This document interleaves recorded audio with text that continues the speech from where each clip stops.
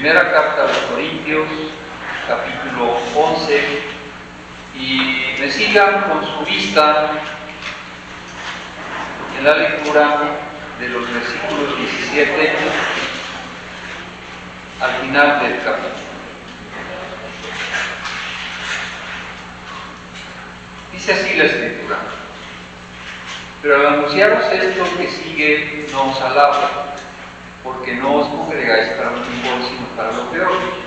Pues en primer lugar, cuando reunís como iglesia, oigo que hay entre vosotros disensiones, y en parte lo creo, porque es preciso que entre vosotros haya divisiones para que se hagan manifiestas entre vosotros los que son aprobados. Cuando pues os reunís vosotros, esto no es comer la cena del Señor, porque al comer cada uno se adelanta a tomar su propia cena, y uno tiene hambre y otro se embriaga. Pues, ¿qué no tenéis casas en las que comáis y bebáis, o menospreciáis la iglesia de Dios y avergonzáis a los que no tienen nada?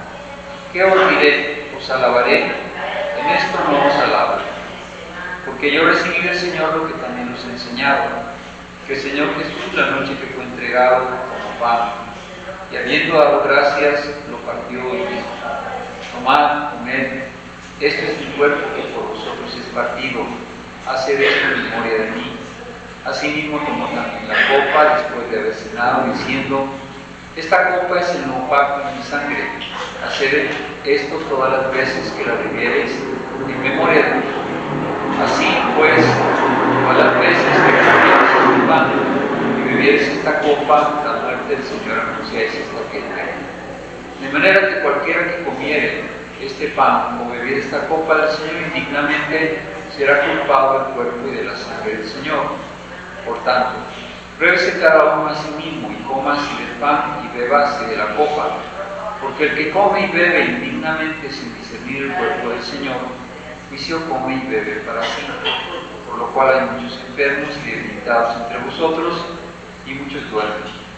Si pues nos examinásemos a nosotros mismos, no seríamos juzgados, mas siendo juzgados somos castigados por el Señor, para que no seamos condenados con Él. Así que, hermanos míos, cuando reunís a comer, esperaos unos a otros. Si alguno tuviere hambre, coma en su casa, para que no os reunáis para juicio. Las demás cosas las pondré en orden cuando yo quiera. También me voy a permitir leer en Mateo capítulo 26, hermanos.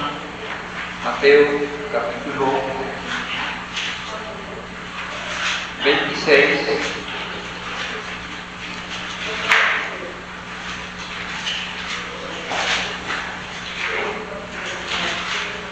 Versículos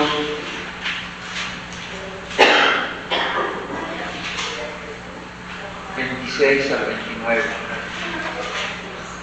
Mateo 26, 26 al 29.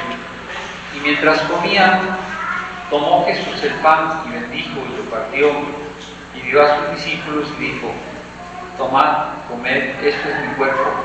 Y tomando la copa y habiendo dado gracias, les dio diciendo: bebed de ella todos, porque esta es mi sangre del nuevo pacto, que por muchos es derramada para la remisión de los pecados. Y os digo que desde ahora no beberé más de este fruto de la vid, hasta aquel día en que lo beba nuevo con vosotros en el reino de mi Padre. Vamos a orar. Amado Padre, te pedimos la dirección, la iluminación del Espíritu Santo para poder comprender tu palabra, tu voluntad. Bendícenos con ella, Señor, y haz que tu palabra caiga en la buena tierra de nuestros corazones y fructifique para la gloria y honra de tu nombre. Te lo pedimos en nombre de Cristo, nuestro Señor y Salvador. Amén. Pueden sentarse.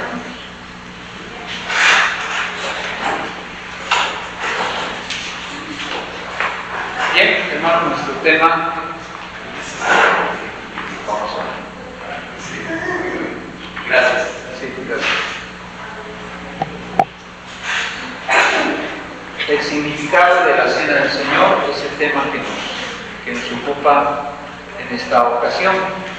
Bien, hay de menos bueno, podríamos decir que dos pasajes, pero en realidad el Evangelio de Mateo, que contiene lo que nosotros conocemos como la última cena de nuestro Señor Jesucristo antes de su muerte y de su asunción. El Señor Jesucristo instituyó en el pasaje que acabamos de leer lo que se conoce como la Cena del Señor o la Última Cena en Mateo capítulo 26, pero que también lo podemos encontrar registrado en los evangelios sinópticos, que son Marcos y Lucas. Y en el Evangelio de Juan pues está como implícito en Juan capítulo 13, en aquel pasaje del lavamiento de los pies, pero ya no se menciona como se hace en Mateo, Marcos y Lucas. Años después, diríamos que por el año 55, cuando se escribe la carta del apóstol Pablo a los Corintios, tenemos el registro de cómo se celebraba la Cena del Señor en una comunidad cristiana que era precisamente la iglesia que se encontraba en Corinto, que estaba compuesta por judíos y gentiles, mayormente judíos. Esta iglesia de Corinto era una iglesia, pues podríamos decir, muy especial, muy singular por muchas situaciones. Pero una de las cosas por las cuales el apóstol Pablo se encarga de escribir esta carta era con el propósito fundamental de corregir ciertas situaciones irregulares que había en la iglesia, ciertos desórdenes y, por qué no decir, pecados que había en la iglesia de Corinto. La iglesia primitiva, a veces tenemos como una idea muy romántica o muy idealista de la iglesia primitiva, pero la iglesia primitiva era una iglesia que tenía diferentes dificultades, especialmente la iglesia de Corinto, en la que se menciona que había pecado. Pero yo creo, ¿verdad?, que así como había personas que no habían quizá tenido un encuentro verdadero con Cristo y una vida espiritual fuerte y madura, yo pienso que había cristianos también maduros en la fe. Entonces, uno de los aspectos que Pablo va a corregir tiene que ser precisamente lo relacionado con la celebración de la Cena del Señor. Vamos a encontrar en este pasaje, ya yendo de Mateo a la primera carta a los Corintios, capítulo 11, y si quieren ustedes seguir siguiendo, ahí vamos a estar basando nuestro mensaje, las instrucciones acerca de observar la Cena del Señor. En los versículos 17 al 19 encontramos la introducción al problema. ¿Cuál era el problema que se estaba suscitando en torno a la celebración de la Cena del Señor? Voy a repetir algunos versículos, del 17 al 19 dice: pero al anunciaros esto que sigue, no os alabo porque no os congregáis para lo mejor, sino para lo peor. Pues en primer lugar, cuando reunís como iglesia, oigo que hay entre vosotros divisiones, y en parte lo creo, porque es preciso que entre vosotros haya disensiones, para que se hagan manifiestas entre vosotros los que son aprobados. Bueno, lo primero que menciona Pablo, hermanos, es que pues, no está muy contento, ¿verdad?, por lo que estaba sucediendo en esta congregación, porque lo primero que él señala en esta parte dice: no os congregáis para lo mejor, sino para lo peor. Sabemos, hermanos, que el propósito fundamental de reunirnos en la casa del Señor es de darle la gloria al Señor, es de adorar al Señor. Venimos con el único propósito de honrarle, de glorificarle, de tributarle el culto a nuestro Señor y Salvador Jesucristo, quien nos salvó, quien nos redimió con su sangre preciosa. Y ese es el único propósito, ¿verdad? Por supuesto que cuando nos congregamos somos bendecidos, somos edificados con la palabra del Señor, con los testimonios. Hace un momento escuchamos un testimonio. En la oración somos grandemente bendecidos, pero el culto esencialmente es teocéntrico, no debe ser antropocéntrico, ¿verdad? Y con esto queremos decir, hermanos, que el centro de nuestra oración es Dios, no somos nosotros, ¿verdad? En la medida en que hacemos esto, en que colocamos a Dios en el centro de la oración, el único que debe ser honrado, nosotros, por supuesto, somos también bendecidos. Pero dice Pablo, no se congregan para lo mejor, sino para lo peor. Pablo escribe a estos cristianos la forma que escribiría tal vez a algunas congregaciones el día de hoy, ¿verdad? Que no se congregan para lo mejor, sino para lo peor. Pero ¿qué era lo que estaba sucediendo? ¿Por qué Pablo lo expresa de esta manera, hermanos? El gran problema con las reuniones de los cristianos corintios es que había divisiones entre ellos. Una de las cosas que menciona desde los primeros capítulos, desde el primer capítulo de la primera carta a los Corintios, es que había divisiones entre aquellos hermanos. Habían formado grupos que tenían como preferencia a un pastor. Algunos decían, nosotros nos gusta cómo predica Pablo. Otros decían, no, pues nosotros preferimos a Pedro, a Apolos. Otros decían, pues nosotros somos de Cristo nada más y ya. Entonces había divisiones entre ellos. Y Pablo escuchó lo que estaba sucediendo en esta congregación, y por supuesto que él lo creyó sabiendo la historia y el carácter de los cristianos en esta comunidad. Pero también una cosa que menciona aquí el apóstol Pablo, que para nosotros tal vez hablar de división en una iglesia, por supuesto, hermanos, que es algo muy negativo, ¿verdad? Y no es deseable que una iglesia, que una comunidad cristiana se dividan, los hermanos se separen. Sin embargo, Pablo señala que en medio de todo eso serviría con el propósito de manifestar a los que son de Dios y a los que no son de Cristo. Dice, porque es preciso que haya entre vosotros disensiones. Nosotros pensamos, hermanos, que las disensiones y divisiones entre cristianos no son más que un problema, o por problemas, o por la carnalidad de ciertos hermanos.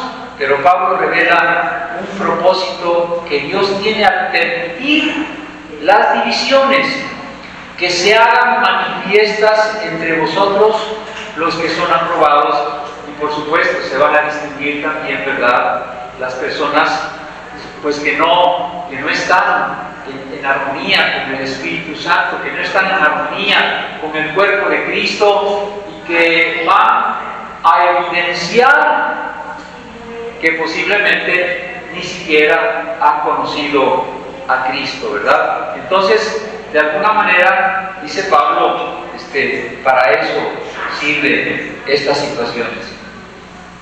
Pero, en segundo lugar, notamos también, hermanos, que Pablo va a poner el énfasis en la mala conducta de algunos cristianos corintios en esa comida común que había antes de la celebración de la Cena del Señor. Aquellos cristianos de la iglesia primitiva celebraban una fiesta, un convivio en el que había alimentos, comían los alimentos, que se llamaba el ágape cristiano. la fiesta de los cristianos, que se unía luego con la celebración de la Cena del Señor. Pero en esta comida previa, en la que se reunían para compartir los alimentos, Pablo señala algunos desórdenes que había allí, o señala algunas personas, yo no sé si pudiéramos decirles cristianos, ¿verdad? Pero estaban allí, en esa comunidad cristiana, se reunían, pero van a ver por qué digo que si podríamos llamarles cristianos, porque miren lo que dice en los versículos 20 al 22 Pablo. Cuando pues os reunís vosotros, esto no es comer la cena del Señor, porque al comer cada uno se adelanta a tomar su propia cena, y uno tiene hambre, y otro se embriaga. Pues ¿qué? ¿No tenéis casas en que comáis y bebáis? ¿O menospreciáis la iglesia de Dios y avergonzáis a los que no tienen nada? Que os diré, os alabaré. En esto no os alabo. Escuchen primero, como dice Pablo: cuando pues os reunís vosotros, esto no es comer la cena del Señor, ¿verdad? Repito, hermanos, Pablo se refiere a la costumbre que tenía la iglesia primitiva de combinar esta fiesta del amor, este ágape cristiano, esta convivencia, como una cena de platillos que compartían y la cena del Señor. Es interesante saber, hermanos, que nuestro Señor Jesucristo, cuando vivió con sus discípulos, cuando convivió en diferentes ocasiones con ellos, por ejemplo, con los caminantes de Maús, dice que comió con ellos, cenó con ellos y allá fueron abiertos sus ojos. También nos dice la palabra con los apóstoles en el mar de Galilea, convivió con ellos, tomó el pan. Entonces, esto de comer juntos tenía mucho sentido, hermanos, en la celebración de la Cena del Señor. Es interesante también que la palabra compañero viene de una palabra latina que es companis. Companis quiere decir con pan, es decir, el compartir el pan, el compartir los alimentos. Y bueno, por eso decimos que tiene sentido que la iglesia se reunía para compartir los alimentos o para compartir el pan. A esta comida, repito, se le conocía como el ágape cristiano o la fiesta del amor. Así se le llamaba a esta comida que, bueno, después del tiempo se fue perdiendo esa costumbre, y yo pienso que entre algunas de los factores que determinaron que fuese desapareciendo era precisamente que llegó a desvirtuarse, como estaba aconteciendo con estos cristianos. Dice, cada uno se adelanta a tomar su propia cena, y uno tiene hambre, y el colmo de todo, dice, y otro se embriaga. Ahora yo entiendo, hermanos, que el apóstol Pablo, bueno, envía esta carta a la iglesia, pero por supuesto que no eran todos los que tenían esta forma de conducirse de una forma desordenada, sino con toda seguridad, ¿verdad? Como dice el dicho, que el que tenga, el que le venga el saco, que se lo ponga. Con toda seguridad, Pablo se estaba refiriendo a estos hermanos que estaban en este desorden, en el que incluso llegaban al exceso de que en esta convivencia se embriagaban. Algunos se adelantaban a comer su propia comida, era un compartir, ¿verdad? Yo lo entiendo así por el contexto del pasaje, que llevaban los alimentos, lo unían todo y lo compartían de tal manera que a todos les tocara. Sin embargo, esto era lo que estaba pasando. Lo que Pablo describe aquí o denuncia es una conducta egoísta en la comida común, que estaba deshonrando la observancia de la Cena del Señor. ¿Y qué pasaba, hermanos? Los pobres eran menospreciados y no se compartía equitativamente el alimento. Esto me hace recordar cuando se nombraron a los diáconos en la iglesia primitiva también, porque se estaban descuidando a las viudas en el compartir, se les estaba descuidando, y aquí vemos algo similar. Los pobres estaban siendo menospreciados por esta actitud egoísta, repito hermano, de algunos de esta congregación de Corinto. La reprensión del apóstol Pablo, hermanos, a estos hermanos es fuerte, porque miren, escuchen cómo les dice Pablo: pues ¿qué no tienen casas en las que coman y beban? ¿O menospreciáis la iglesia de Dios y avergonzáis a los que no tienen nada? Es una reprensión bastante fuerte. Y Pablo, por supuesto, hermanos, que manifiesta su desaprobación ante estas actitudes faltas de amor y de respeto por la solemne conmemoración, reprobando a los que procedían de tal manera. Por eso dice Pablo en el versículo 22: ¿qué os diré? ¿Os alabaré?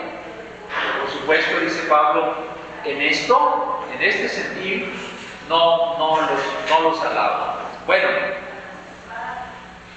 acto seguido, después de hacer esta reprensión, después de señalar esta conducta egoísta, reprobable de algunos de estos hermanos, entre comillas, Pablo procede a explicar el significado de la cena del Señor, ¿verdad? Que no pierdan de vista ese acto tan importante, tan solemne, que seguía a la fiesta, a la convivencia, que era la cena del Señor, versículos 23 al 26.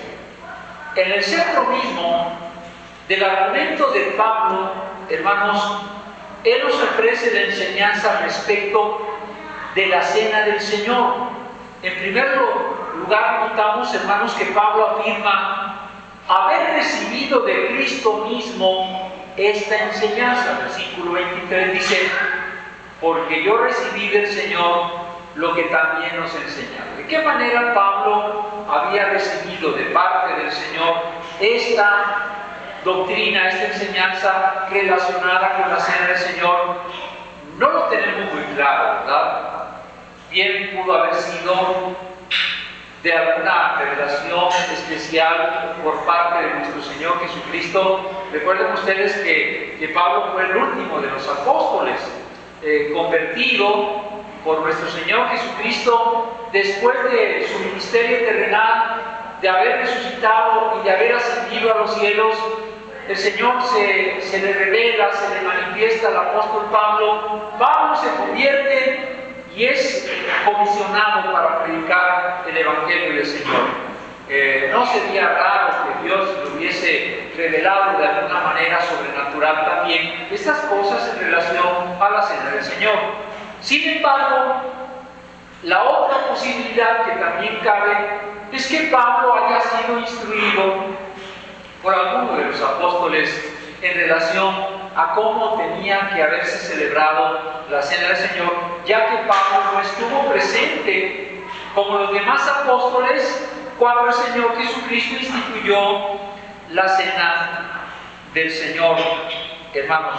Entonces, probablemente él haya sido instruido por los apóstoles, ¿verdad? Al parecer, al inicio de su ministerio, el apóstol Pablo se entrevistó con el apóstol Pedro y también con Jacobo, hermano del Señor.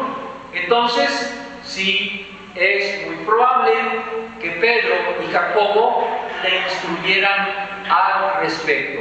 En todo caso, hermanos, lo que Pablo enseñó respecto de la cena del Señor, pues lo había recibido de Cristo, ya sea directamente por una revelación o indirectamente a través de la instrucción de Jacobo, hermano del Señor. Y eso es lo que él enseñaba, hermano. Ahora, consideremos ahora su doctrina respecto a la cena del Señor. Lo que podemos notar, hermanos, en las palabras del apóstol Pablo a la iglesia de Corinto es que Pablo simplemente está repitiendo literalmente las palabras de Jesús durante la última cena con sus discípulos, con pequeñas variantes. Por eso quise leer el pasaje de Mateo 26.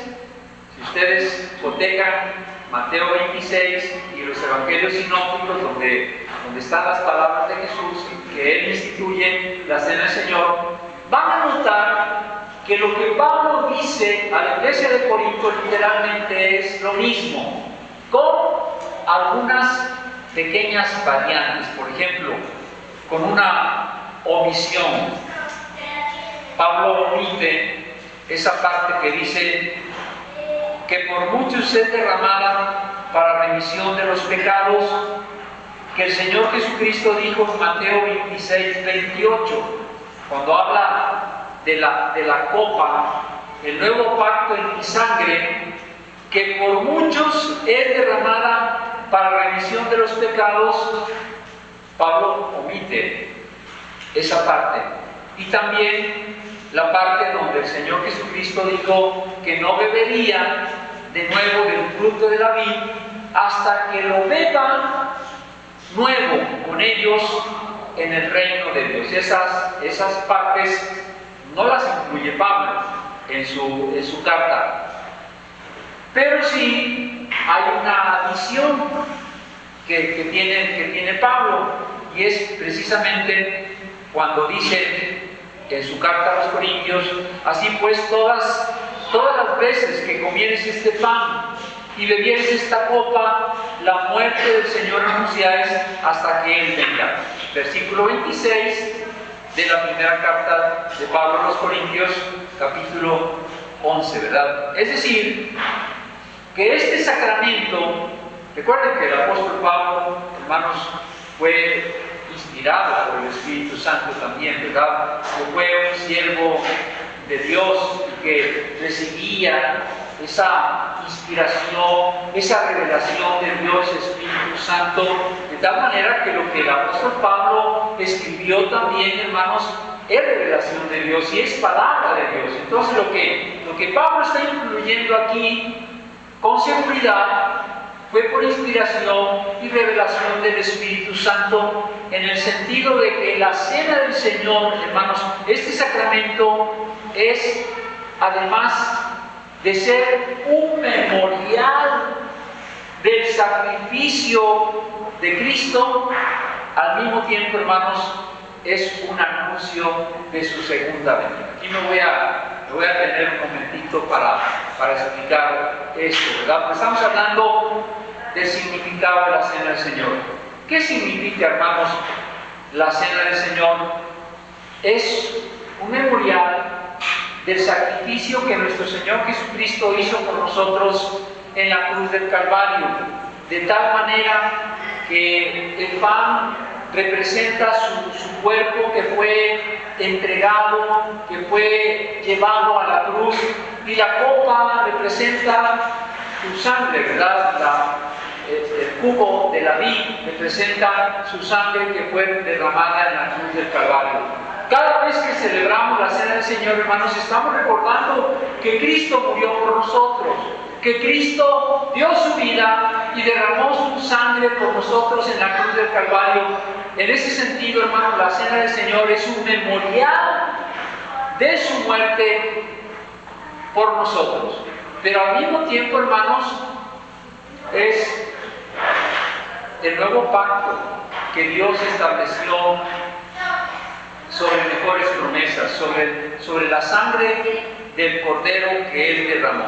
Pero decíamos que además de ser un memorial, es un anuncio de su segunda venida, porque Pablo dijo que todas las veces que comamos este pan y bebamos de esta copa, la muerte del Señor anunciamos hasta que Él venga, ¿verdad? hasta que Él venga por segunda vez. Él ya vino por primera vez a dar su vida por nosotros para que los que creamos en Él y procedamos al arrepentimiento seamos salvos. Pero también, hermanos, la cena del Señor apunta a aquel momento, a la cruz, pero también apunta hacia el futuro, cuando el Señor Jesucristo vendrá por su iglesia, por los suyos, por segunda vez. De acuerdo con las palabras de nuestro Señor Jesucristo, que Pablo repite aquí, el significado de la cena del Señor, o última cena, como así se le conoce también, hermanos, porque fue la última cena que el Señor tuvo en el contexto de la celebración de la Pascua que celebraban los judíos. Hermanos, vale la pena aquí señalar que en ese contexto se da la celebración de la última cena, cuando estaban celebrando la Pascua, en la que al mismo tiempo era una celebración de la libertad que habían obtenido de Egipto, estando en la esclavitud de Egipto, por medio de la sangre del Cordero Pascual, que además de todo, hermanos, era una figura de Cristo, era un tipo de Cristo. Ese Cordero que se sacrificaba cada año en el día de la Pascua que celebraban los judíos, era en realidad un tipo de Cristo, hermanos. El cumplimiento de todo ello fue nuestro Señor Jesucristo. Por eso Jesús dijo que esta copa es el nuevo pacto en mi sangre, ¿verdad? Jesucristo es en realidad el Cordero de Dios que quita los pecados del mundo, hermanos, ¿verdad? Aquellos sacrificios de corderos, de animales que se ofrecían en el Antiguo Testamento no podían perfeccionar para siempre a los que se acercaban a Dios por medio de sus sacrificios, y tenían que estar ofreciendo constantemente, año con año, los mismos sacrificios. Pero cuando Cristo vino, ofreció su cuerpo, ofreció su vida y derramó su sangre para que a través de ese sacrificio, hermanos, seamos justificados, seamos lavados con la sangre del Cordero y seamos hechos salvos de una vez y para siempre por ese sacrificio perfecto de Cristo. Estaba predicando hoy en la mañana en la iglesia, y una de las preguntas que teníamos, que respondimos, ¿verdad?, a través del mensaje es, bueno, ¿por qué Jesucristo se hizo hombre? ¿Por qué Jesucristo se hizo hombre? ¿Por qué era necesario que Él muriera, que Él diera su vida para salvarnos, hermanos? Y la respuesta es, un hombre pecó, un hombre tenía que recibir el castigo de Dios. El juicio de Dios tenía que recaer sobre un hombre, y por eso Jesucristo tomó forma humana. La segunda persona de la Trinidad, hermanos, tomó forma humana para fungir como nuestro sustituto, para ir a la cruz del Calvario a pagar el precio de nuestra salvación. Y el castigo de Dios recayó sobre Él. Hay una profecía tremenda en Ezequiel capítulo 13, donde dice que Dios habría de herir al pastor, la espada habría de herir al pastor por orden de Dios, ¿verdad? Porque, hermanos, ciertamente el juicio, el castigo que debía haber recaído sobre nosotros cayó sobre nuestro Señor Jesucristo, y por eso Él tomó forma humana. Entonces decimos, hermanos, que la última cena implica dos cosas: un memorial, porque dice la palabra que debemos hacer esto en memoria de mí, de su muerte por nosotros, por medio del simbolismo del pan y del vino, o del jugo de uva, hermanos, y una mención de su segunda venida, porque la muerte del Señor anunciáis hasta que Él venga, versículo 26.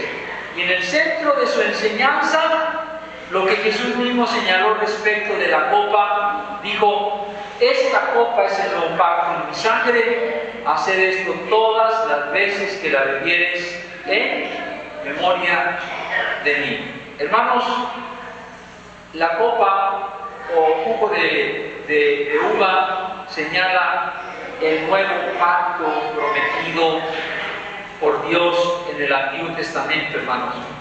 Ese nuevo pacto, el pacto de gracia, fundamentado ahora en la sangre de nuestro Señor Jesucristo. Es el Cordero de Dios que quita los pecados del mundo. Es la muerte de nuestro Señor Jesucristo y su sangre derramada a nuestro favor, hermanos.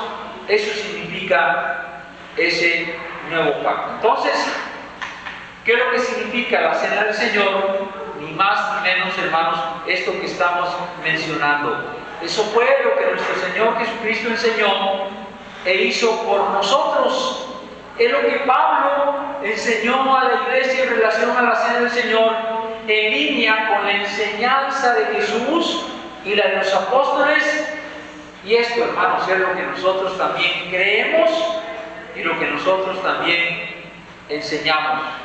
Cada primer domingo de mes, bueno, en el caso de Fuente de Vida, pues no tienen todavía un pastor, pero generalmente en las iglesias cada primer domingo de mes se celebra la cena del Señor, hermanos, hasta que nuestro Señor Jesucristo venga, porque, repito, hermanos, es un memorial de su muerte y un anuncio de su segunda venida, y debe ser respetado hasta el final de los tiempos, hermanos. Hasta el final de los tiempos, hasta cuando nuestro Señor Jesucristo venga por segunda ocasión. Finalmente, hay una advertencia aquí muy fuerte en la última parte de esta sección, versículos 27 al 28, para aquellos que beben indignamente la cena del Señor. Vean ustedes, versículo 27, 1 Corintios 11, versículos 27 en adelante, dice: de manera que cualquiera que comiere este pan o bebiere esta copa del Señor indignamente, será culpado del cuerpo y de la sangre del Señor. Por tanto, pruébese cada uno a sí mismo y coma así del pan y beba de la copa, porque el que come y bebe indignamente sin discernir el cuerpo del Señor, juicio come y bebe para sí. Ahora, ¿qué significa, hermanos, beber indignamente la copa del Señor? De menos, hay aquí 4 cosas que significa beber indignamente la cena del Señor. Primera de ellas, ¿verdad? De acuerdo al contexto de este pasaje, de esta carta, es no tener reverencia y respeto hacia lo que la cena del Señor representa, hermano. Lo que estaban haciendo algunos de los miembros de esta comunidad, hermanos, era una falta de respeto y era una falta de reverencia, ¿verdad? Sobre todo lo que ya señaló el apóstol Pablo, que algunos se adelantaban a comer su propia comida y otros se embriagaban.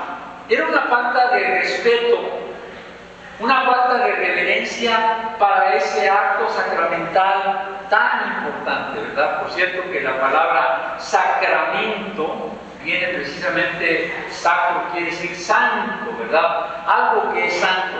La iglesia cristiana, la iglesia presbiteriana, solamente tenemos 2 sacramentos instituidos por nuestro Señor Jesucristo directamente, que son el bautismo y la cena del Señor. Son los 2 sacramentos que practicamos como iglesia. Entonces, en primer lugar, estos hermanos manifestaban una falta de respeto, de reverencia a lo que la cena del Señor representa, que es precisamente el sacrificio, la muerte de nuestro Señor y Salvador Jesucristo. En segundo lugar, estaban también manifestando una falta de amor y de respeto al prójimo, porque como ya mencionamos, hermanos, se estaba menospreciando al pobre, ¿verdad? Y de esa forma manifestaban falta de amor y de respeto al prójimo. En tercer lugar, usar la cena para satisfacer el hambre o los deseos carnales. Y por último, ¿verdad? Lo más importante, creo yo, es que no entender sobre la muerte redentora de Cristo ni haberse arrepentido para recibir el don de la vida eterna. Yo pienso, hermanos, que, por eso yo decía en un principio, hermanos, que esas actitudes de estas personas que se mencionan aquí, repito, no era toda la comunidad, sino algunos de esa comunidad que tenían esta actitud, estaban evidenciando algo, estaban evidenciando que no habían comprendido realmente el sacrificio de Cristo, lo que Cristo había hecho por nosotros.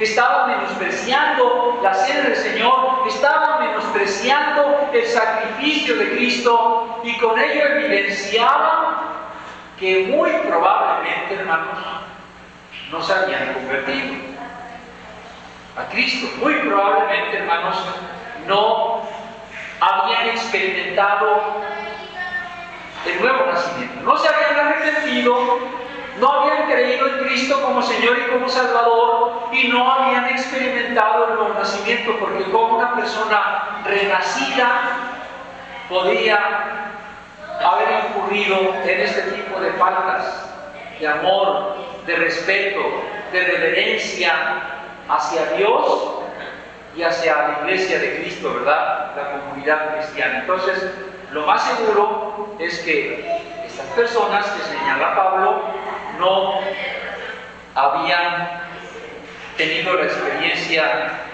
de la salvación. Por eso es que Pablo hace esta recomendación tan fuerte. Bueno, en la iglesia cristiana, hermanos, procuramos, en una iglesia establecida que tiene pastor y que tiene ancianos, que la persona que participa de la cena del Señor, procuramos hasta donde es lo humanamente posible discernir que esta persona realmente ha creído en Cristo, que se ha convertido, porque en primer lugar, no todos participan de la cena del Señor. ¿Quiénes son los que participan de la cena del Señor? Participan los miembros en plena comunión de la iglesia. Y para que una persona sea miembro en plena comunión de la iglesia, tiene que ser un creyente en Jesucristo, es decir, una persona que ha manifestado interés por el Evangelio, por Cristo, que ha venido congregándose, y entonces tanto el pastor como el consistorio ven evidencias de que esa persona ha creído en Cristo, se le capacita con una doctrina básica para que se reciba como miembro, y una vez recibido como miembro es bautizado, primero es bautizado y recibido como miembro. Entonces, uno de los privilegios que tiene un miembro en plena comunión es precisamente el de poder participar de la cena del Señor. Pero repito, hermanos, hasta donde es humanamente posible, también no somos iglesia, pero somos una congregación. Bueno, hay un pastor oficiante, hay líderes en la congregación que se encargan precisamente de discernir quiénes en un momento dado realmente han procedido al arrepentimiento, han creído en Cristo, son bautizados y pueden también en su momento participar de la cena del Señor. Se trata, ¿verdad?, de que así sea. Pero en esta comunidad, recuerden que era la iglesia primitiva, estaban empezando, ¿verdad? Yo entiendo que atraídos por la comunidad cristiana, pues había muchos que se reunían y se congregaban, pero algunos de ellos no estaban realmente convertidos y estaban participando de la cena del Señor indignamente. Por eso dice el apóstol Pablo aquí, hermanos, cada uno debe probarse a sí mismo antes de tomar la cena.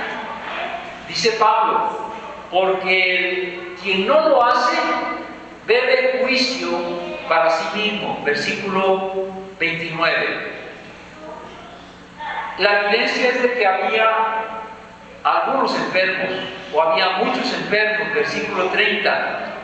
Otros, dice Pablo, ya habían muerto a causa de esto, versículo 30, segunda parte del versículo 30.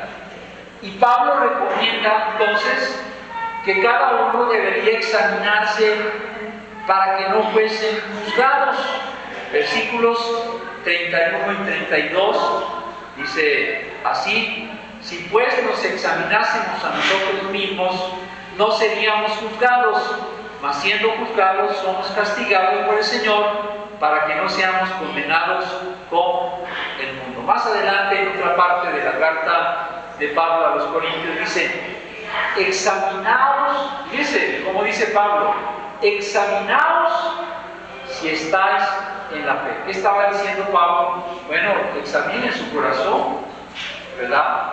Si verdaderamente están convertidos, si verdaderamente se han arrepentido y han reconocido al Señor como su Señor y como Salvador, examinen su corazón si están en la fe, para que participen dignamente de la mesa del Señor.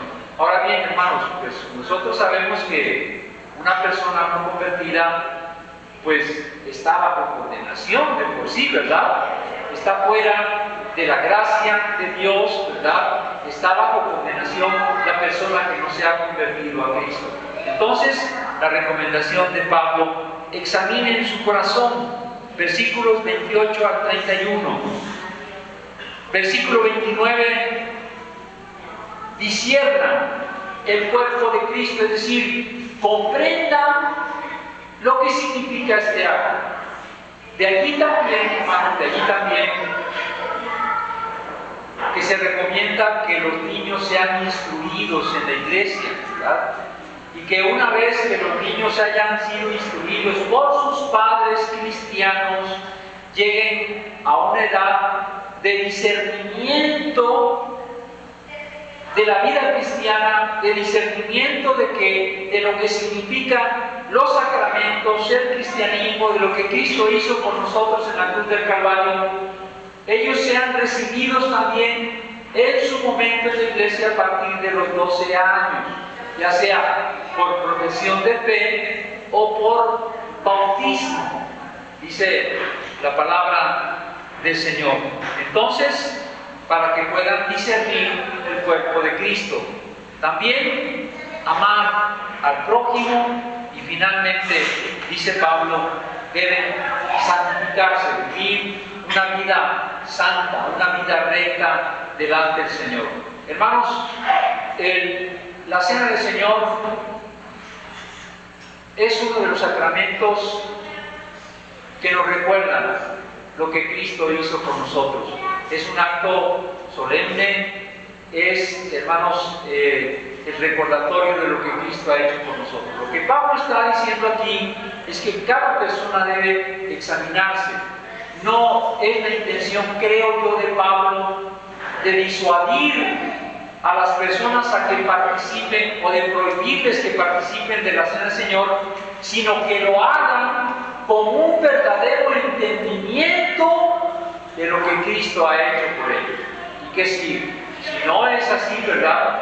Bueno, entonces que procedan a una verdadera entrega, a un verdadero encuentro con Cristo, a reconocerlo como Señor y como Salvador, y de esa manera participar de la mesa. No es la intención, hermanos, tampoco, ¿verdad? Porque alguien podría pensar que, bueno, es que pues cometí un pecado, ¿no? Como cristianos, hermanos, somos valientes.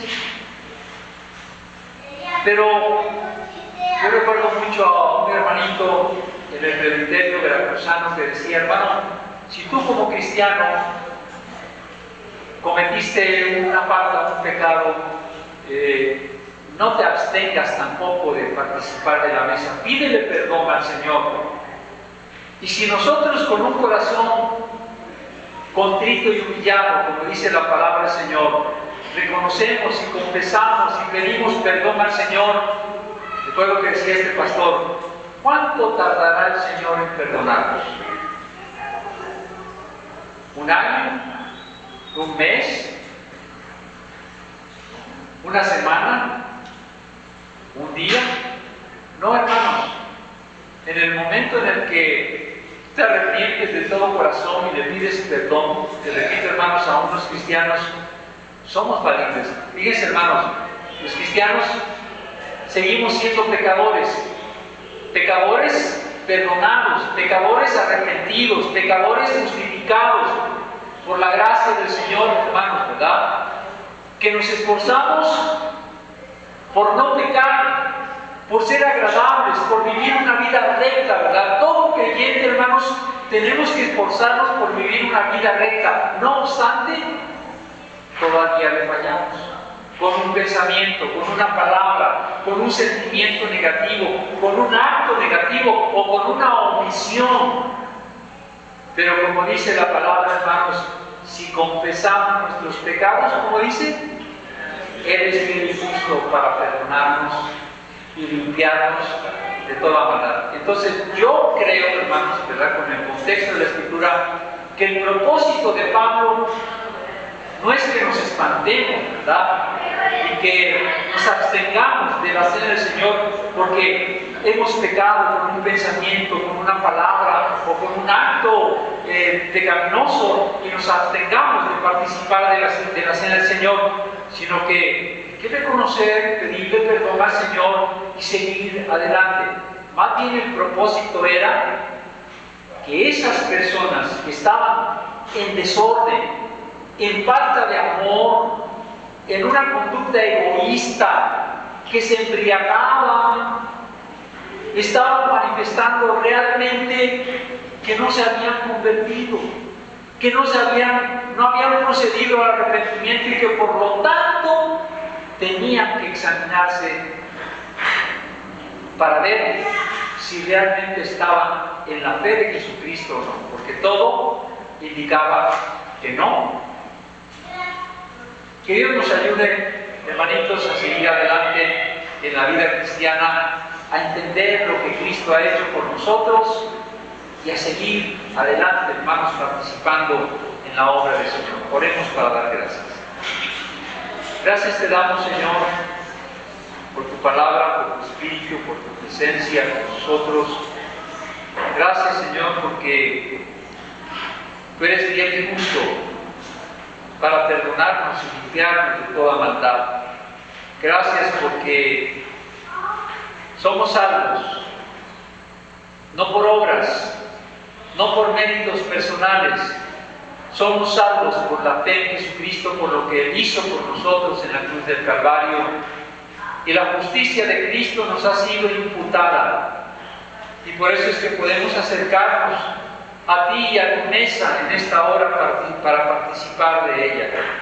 Bendice, Señor, estos elementos, pan y vino que hoy vamos a tomar y que representan tu cuerpo y tu sangre por nosotros derramada, la sangre del nuevo pacto, y permite que la participación de ellos sea un medio de gracia que confirme la fe de tu iglesia y un sello del pacto de la gracia sobre nosotros.